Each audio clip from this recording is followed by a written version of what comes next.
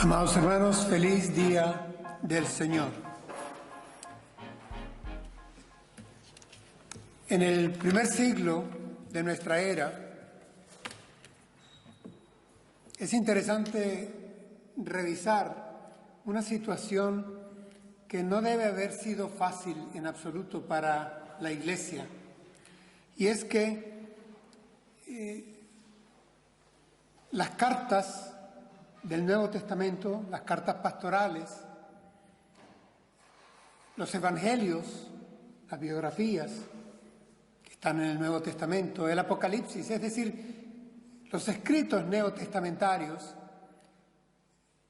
no estaban en las primeras décadas de la era cristiana. Alrededor del año 50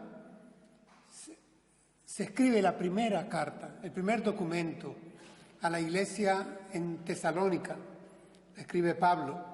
Y pocos años después, aproximadamente años 54 o 55, el apóstol escribe carta a la iglesia que él mismo había fundado en el gran puerto de Corinto, en Grecia. Años 54, años 55, aproximadamente. Así que es una carta temprana que escribe el apóstol. El resto del corpus testamentario prácticamente no está en manos de la Iglesia y la carta tiene que ser muy doctrinal en su contenido. La Iglesia estaba siendo servida por los apóstoles que viajaban en medio de la diáspora, en medio de la dispersión, y hacían visitas a algunas congregaciones o a algunas iglesias. Y además el Espíritu Santo había provisto de manera temporal, especial, transitoria, ciertos dones que tenían que ver con el uso de la palabra, del conocimiento, del discurso, lo que Reina Valera llama ciencia en el Nuevo Testamento, el don de idiomas, llamado también don de lenguas, glosolalia en griego, don de profecía en algunas iglesias, que no era predicción de futuro, era interpretación adecuada de lo que escrito estaba en el Antiguo Testamento, era la única escritura que tenían, y la situación que debían vivir. Estos dones fueron transitorios, fueron especiales, fueron temporales. De esa manera el Espíritu Santo de Dios guió a nuestros primeros hermanos de fe en esas primeras congregaciones e iglesias, porque no había escritura apostólica revelada, la que hoy tenemos en el Nuevo Testamento. La iglesia de Corinto era una iglesia grande en la que, según reconoce el propio apóstol, abundaban estos dones. Pero también una iglesia que estaba caracterizada porque había falta de amor, había falta de unidad y había falta de moralidad.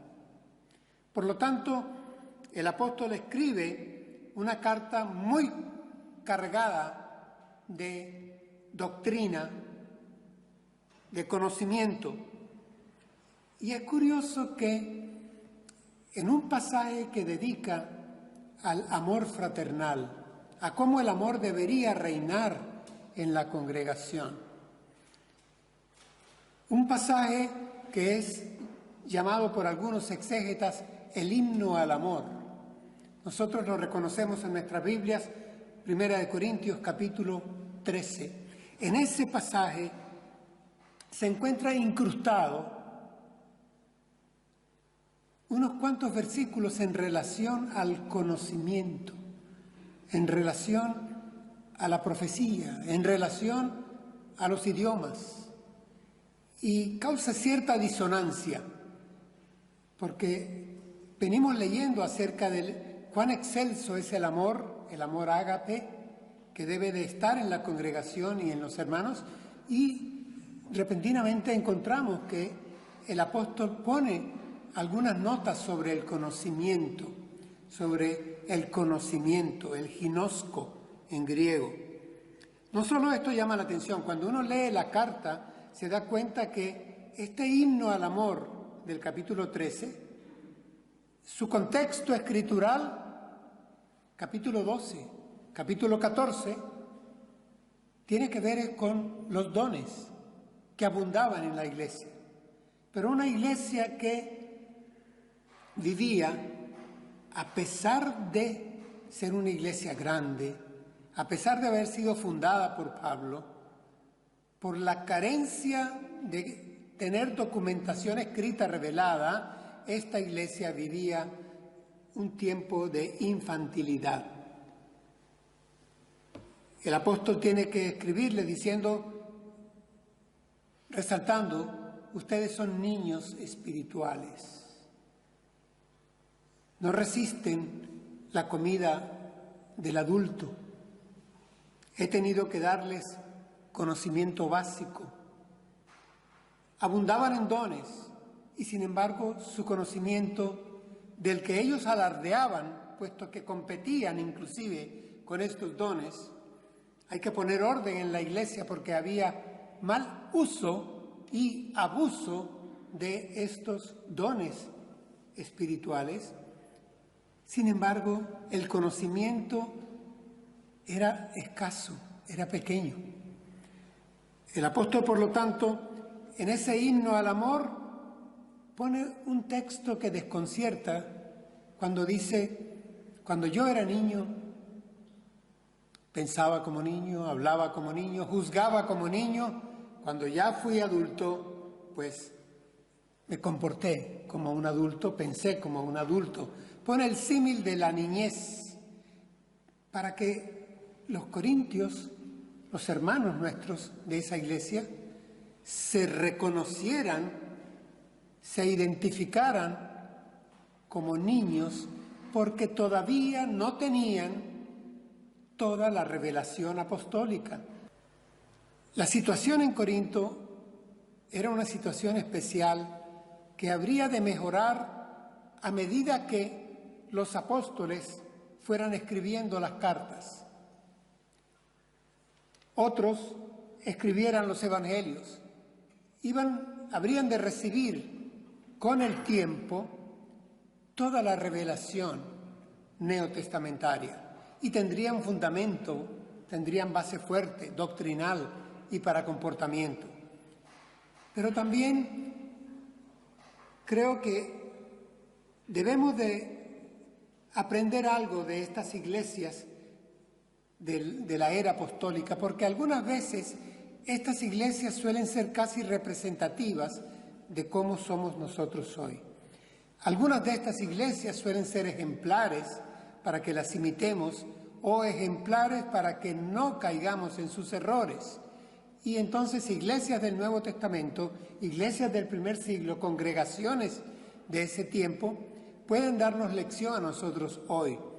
Yo voy a insistir en tomar y leer para ustedes un pedacito incrustado en ese himno al amor del capítulo 13. Voy a leer en versión popular Dios habla hoy. Primera carta a los Corintios, capítulo 13, un solo versículo que será la base para nuestro sermón. Ahora vemos de manera borrosa, como en un espejo, pero un día lo veremos todo tal como es en realidad. Mi conocimiento es ahora imperfecto, pero un día lo conoceré todo del mismo modo que Dios me conoce a mí. Hasta ahí la palabra. Hermanos, está el apóstol advirtiendo en medio de ese himno al amor, de esa exaltación al amor fraternal, ese amor que viene de Dios, está insistiendo en que el conocimiento de ellos para ese momento era borroso e imperfecto. A pesar de que alardeaban de tener dones de conocimiento, ciencia, dice Reina Valera, de profecía, de idiomas, de dar mensajes recibidos de Dios.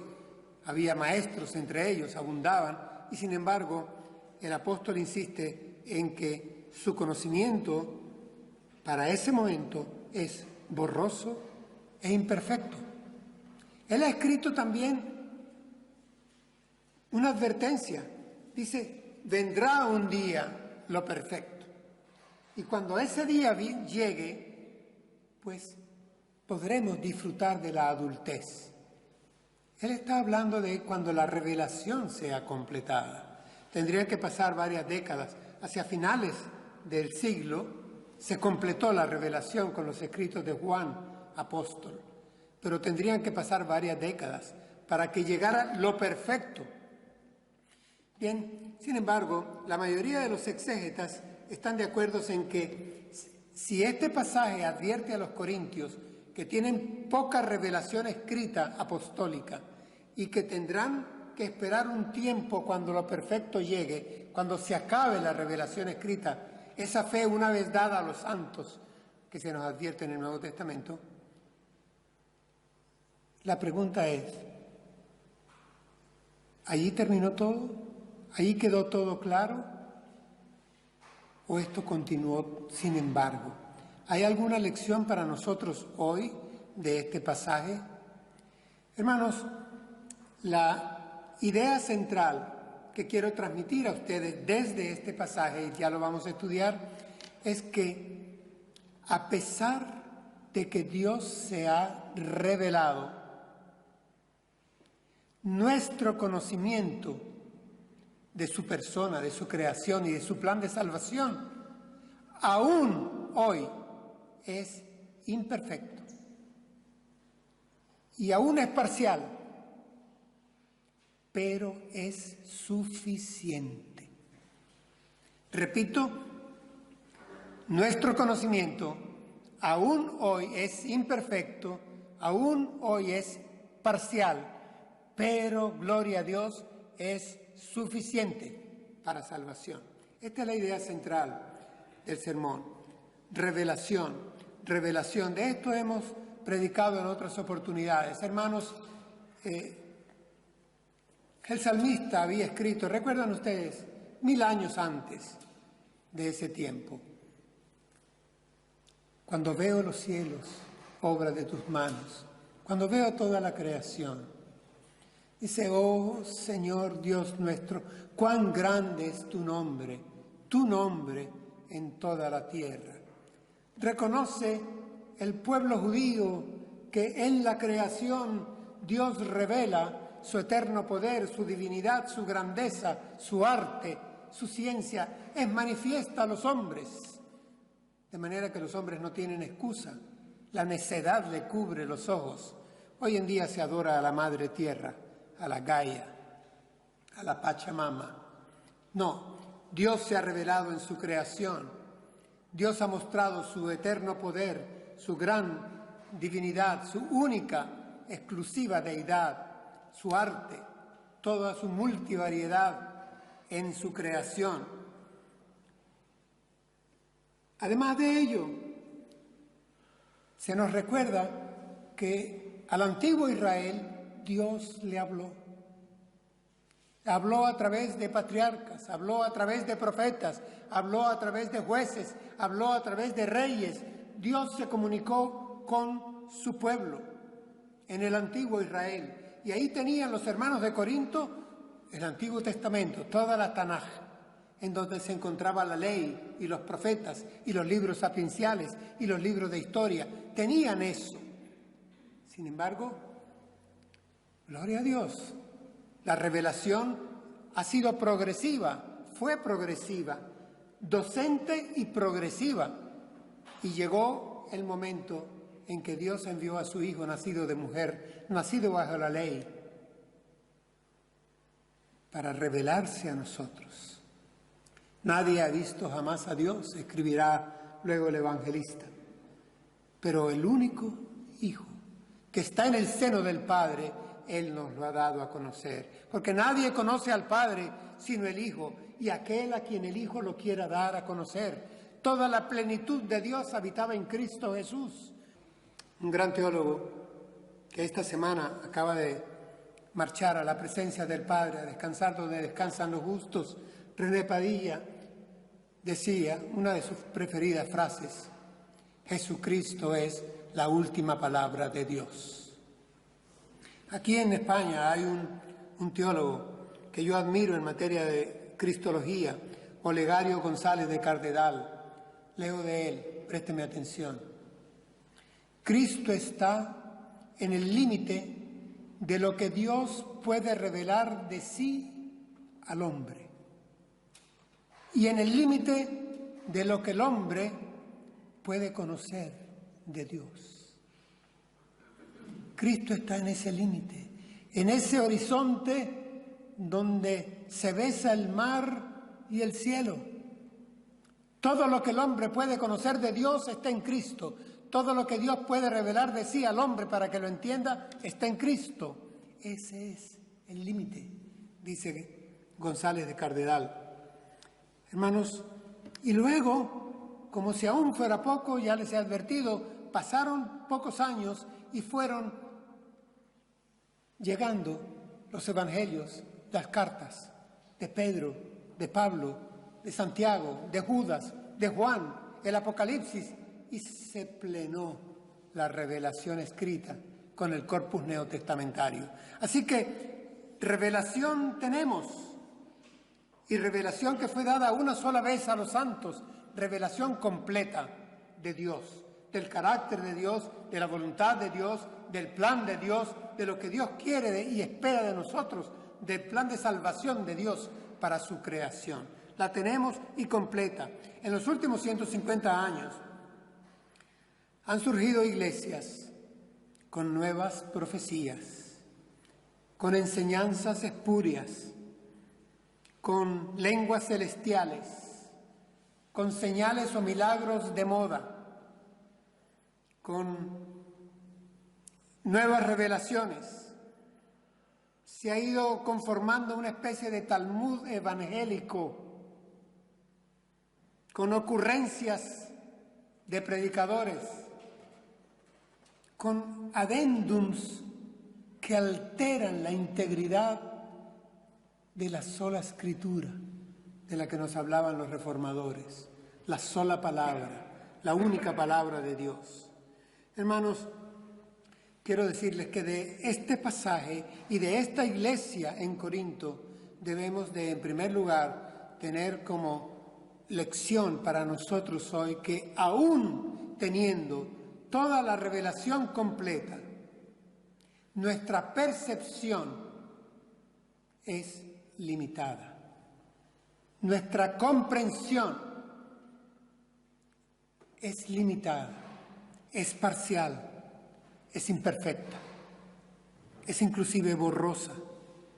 Para Corinto había un problema añadido, tenían que esperar la revelación escrita apostólica completa. En el caso nuestro, la limitación es ontológica, la llevamos dentro de nosotros, es neuronal, es sensorial, la tenemos con nosotros, es nuestra. ¿Cómo dice el pasaje? Analicemos este versículo. Comienza diciendo ahora.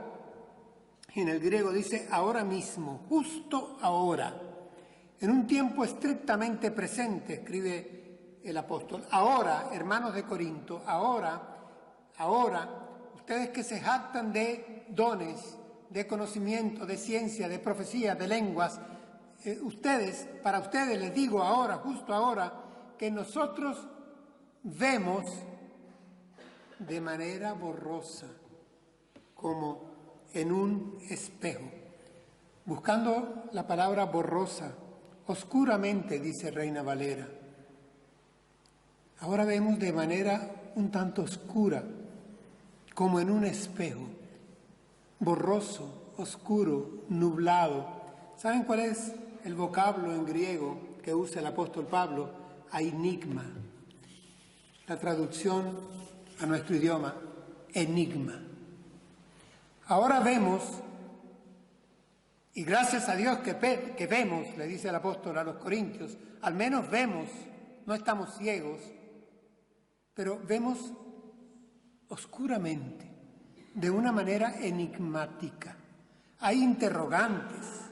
Hermanos, tenemos que reconocer que el asunto no terminó cuando se terminó la revelación escrita, apostólica. El problema continuó menor, pero llega hasta nosotros y hasta nosotros hoy.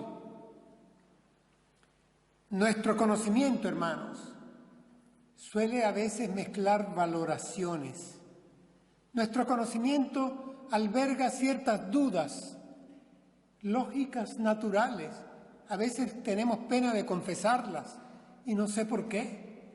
Tenemos ciertos vacíos en nuestro conocimiento del plan de Dios, del carácter de Dios, de la naturaleza de Dios, del origen de todo, del final de todo. Tenemos dudas, hermanos, limitaciones que son nuestras, problemas de percepción que son nuestros. No es la revelación la que ha fallado, somos nosotros los que no podemos captar la totalidad de la luz. Miren, hermanos, una luz 100% luz puede cegar. Y ese riesgo es el que no corre la revelación de Dios para ti y para mí. No nos ciega, nos ilumina lo que es necesario ser iluminado, el trecho del camino que debemos caminar, hacia dónde debemos apuntar, qué es lo que debemos buscar, cómo comportarnos. Es eso lo que encontramos nosotros en la revelación. Nuestra fe, nuestra doctrina, hermanos, tiene hemos usado el término, una total cosmovisión. ¿Qué es cosmovisión? Visión total, universal, de lo que nos rodea, en tiempo, en espacio. Pero aún hoy, hermanos, reconozcamos que hay asuntos de fe que no podemos agotar como quisiéramos, con nuestra razón, con nuestra capacidad neuronal de analizar las cosas. Hay misterios, hermanos, hay ciertos silencios, hay problemas de percepción, vemos como por espejo, dice aquí. Por cierto, Corinto era una ciudad famosa por sus muy buenos espejos, pero hermanos, espejos que de bueno, lo que para su tiempo había, eran metálicos, con aleaciones de primariamente bronce y algo más, pero la visión era borrosa, era imperfecta. Había que pulirlos, bruñirlos muy bien y aún así inclinarlos de alguna u otra forma para ver parcialmente lo nublado, lo borroso que se podía ver. Visión como por espejo, y por eso Pablo pone el ejemplo de la niñez. Y por eso pone Pablo el ejemplo del espejo, porque los corintios sabían muy bien que le estaba hablando de su fábrica de espejos. Espejos que no eran jamás comparables con la visión nítida de la realidad. Hace 3500 años, que se dice rápido, lo leemos escrito de la pluma de Moisés para el pueblo de Israel. Leo: las cosas secretas pertenecen al Señor nuestro Dios, pero las reveladas son para nosotros y para nuestros hijos para siempre, para que cumplamos todas las palabras de esta ley. Hermanos, aquí hay dos ideas. Una, hay asuntos secretos para la mentalidad del hombre. No los logramos descifrar, pero hay asuntos que han sido revelados, muy claros, para nosotros, para nuestros hijos, para siempre, para aplicarlos en vida práctica y para llegar a vida eterna. Estos están también en la Escritura revelada. Hermanos, nosotros, por lo tanto, yo les invitaría a que dejemos a un lado ese temor a decir, a responder ante ciertas preguntas. A veces nos acosan intencionadamente con preguntas difíciles de responder. Pues hermanos, digamos, no sé. No tengamos temor, porque no conocemos todo. Conocemos de manera borrosa, conocemos de manera parcial, fragmentada, imperfecta. No tenemos todas las respuestas. Hay asuntos a los que no alcanzamos en total comprensión.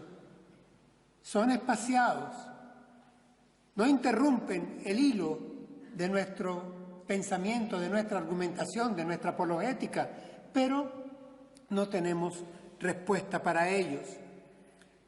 Es interesante que cuando el apóstol reconoce esto en colectivo y se lo hace ver a los corintios, pone un pero.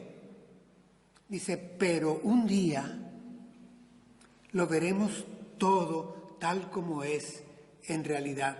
Sí, hermanos, un día, al final, en el cielo de Dios, sin limitaciones, nosotros podremos ver todo tal como es en realidad.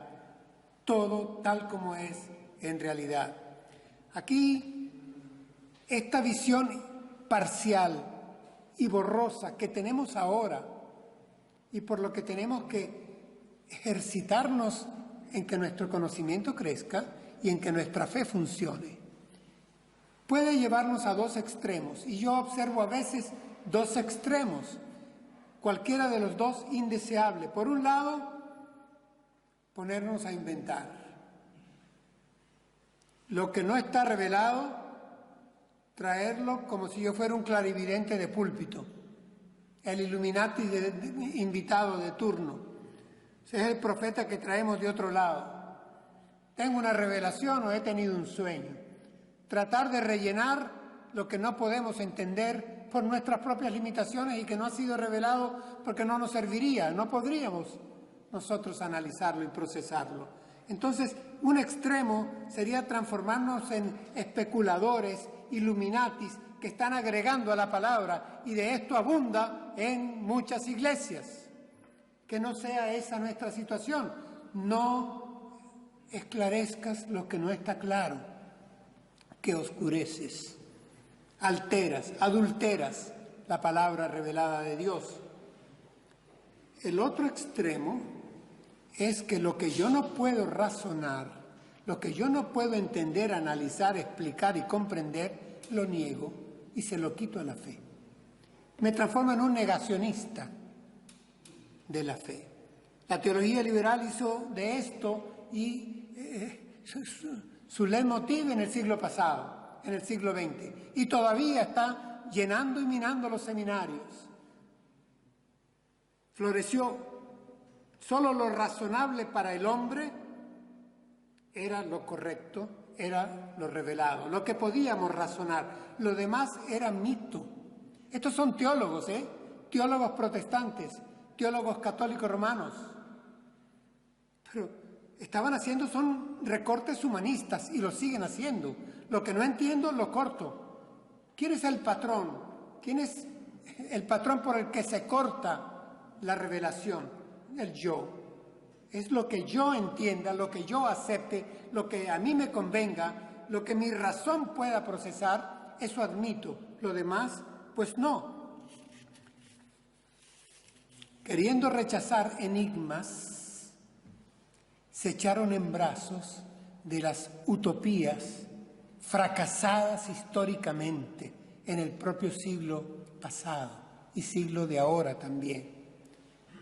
Rechazaron lo que no entendían y se entregaron en utopías humanistas, antropocentristas, de tal manera que hoy están preñados los seminarios, muchos púlpitos en nuestra Europa, en nuestro Occidente, en nuestra España.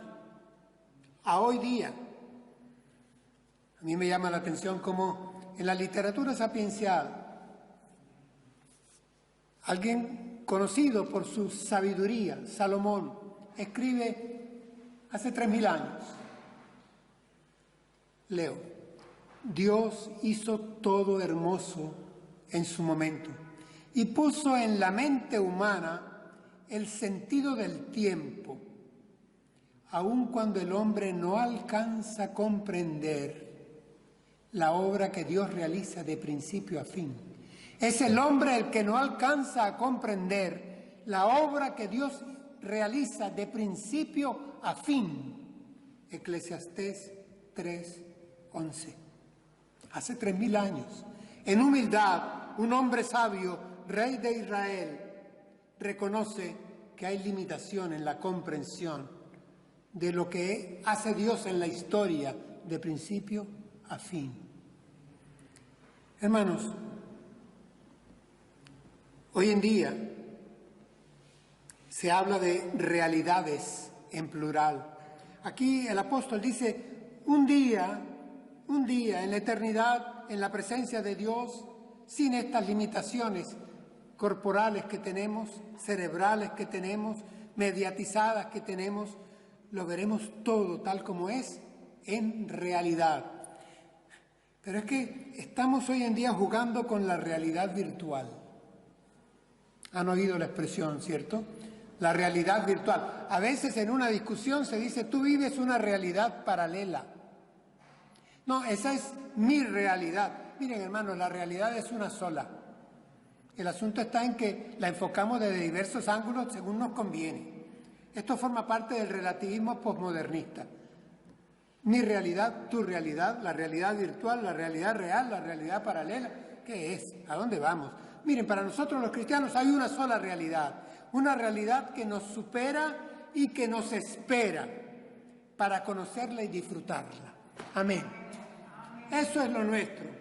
Hay una sola realidad que depende de Dios, que conocemos en parte ahora, que conocemos de manera borrosa ahora, pero que nos supera y nos espera para conocerla y disfrutarla a plenitud en su presencia. Ese es el sabor de nuestra realidad. Hermanos, las experiencias terrenales, nuestro conocimiento actual, es tan solo un reflejo imperfecto de las formas celestiales. Nuestro conocimiento es limitado. Nuestra capacidad de percepción es borrosa, es imperfecta. Eso no quiere decir que la realidad sea así. Es nuestra capacidad limitada, nuestro conocimiento el que está limitado. ¿Borroso? Sí. ¿Fragmentado? Sí. Pero, y que no lo olvidemos, suficiente. Y lo repito, parcial, sí. Reina Valera dice, ahora conozco en parte. Sí, pero suficiente el conocimiento. Revelación suficiente para que tengamos conocimiento a efectos de salvación para vida eterna. Suficiente en la medida adecuada, en la medida propicia, la que podemos nosotros procesar. ¿Cómo continúa? Para acercarnos al final ya de la predicación. Dice lo mismo en otras palabras el apóstol. Leo, mi conocimiento es ahora imperfecto, pero un día lo conoceré todo del mismo modo que Dios me conoce a mí. Hermanos, la palabra imperfecto aquí en griego es meros, que significa fragmentado. Reina Valera hace muy bien cuando dice, ahora conozco en parte. Es un conocimiento parcial, en parte, fragmentado. Creo que, hermanos, debemos de ser conscientes. Yo creo que lo somos, pero también debemos de ser un poquito valientes para en nuestras conversaciones, con frecuencia, utilizar el no sé. Pero el que yo no lo sepa no quiere decir que no sea, sino que yo no lo sé. Simplemente. Esto, hermanos, acontece en todas las disciplinas del conocimiento humano. Una frase muy conocida de Isaac Newton, hermano nuestro en la fe. Lo que sabemos es una gota de agua. Lo que ignoramos es el océano. Humildad, Humildad de un hombre de ciencia. Sí, hermanos, creo que la teología debe de entrar en humildad. Y nosotros en nuestra teología que compartimos, en nuestra feligresía, debemos de disfrutar en humildad. Hay cosas que no conocemos, no tenemos todas las respuestas, pero hay unas que sí tenemos y que son claras y claves. Y en esas fundamentamos nuestra fe, crecemos en ella y tenemos nuestra esperanza alcanzando grados de certeza. Así que, hermanos, yo hoy no estoy haciendo un llamado para que abandonemos el estudio, al contrario, porque nuestro conocimiento es parcial, es imperfecto, es borroso. Les invito a que estudiemos más. Esta invitación la hacía el Señor Jesús. Revisen las Escrituras, escudriñenlas, estudienlas.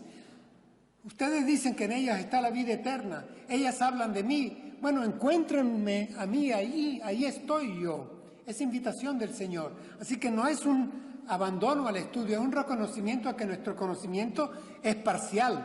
Justamente en nuestro sermón anterior, Carta a los Colosenses, Pablo le dice a los hermanos de Colosa, deben de crecer en el conocimiento. Debemos crecer en nuestro conocimiento de la sola Escritura, de la sola palabra revelada, que es la palabra de Dios. Nosotros tenemos que reconocer, hermanos, que nuestras explicaciones, nuestras palabras, nuestras ideas, nuestras comparaciones tienen límites. Son borrosas, imperfectas, son fragmentadas. Tenemos que reconocer que mezclamos con frecuencia el conocimiento de la palabra de Dios con nuestras experiencias, con nuestros deseos, con nuestro mundo subjetivo, y hacemos unas mezclas, y hacemos unos zigzagueos que no son sanos. Tenemos que reconocerlo, hermanos. Esto nos pasa a todos, a mí en primer lugar, a ustedes también. Tenemos que reconocer, sin embargo, hermanos, que la revelación está completa y que es suficiente para salvación. El profeta Isaías escribió casi 800 años antes de Cristo: como son más altos los cielos que la tierra, así son mis caminos, dice el Señor, más altos que vuestros caminos, y mis pensamientos más que vuestros pensamientos. He ahí una distancia que no se puede vencer de abajo arriba, que se ha vencido en lo máximo posible de arriba abajo. Es Dios quien se ha revelado hasta el límite de lo que nosotros podemos comprender. De arriba abajo, para salvar la distancia cielo-tierra. Me gusta cómo termina el texto de este versículo. Dice, pero un día, lo dice dos veces el apóstol en dos líneas, pero un día lo conoceré todo. Un día lo conoceré todo, del mismo modo que Dios me conoce a mí. Él es el omnisciente, no yo. Pero un día ya no veremos borrosamente, parcialmente, oscuramente, no. Un día lo conoceremos todo, hermanos. Recordemos que esta reflexión está metida dentro de un capítulo dedicado a el amor. Porque aquí el conocimiento, las profecías acabarán, las lenguas cesarán, pero el amor continuará. Permanecen la fe, la esperanza y el amor, pero el mayor de ellos es el amor. Por ahora, hermanos, nuestro conocimiento parcial un día será total. Por ahora, hermanos, nuestro conocimiento, ahora borroso, un día será perfecto. Mientras tanto, que permanezcan la fe, la esperanza y el amor. y sobre todo el amor. Demos gracias al Señor por su palabra.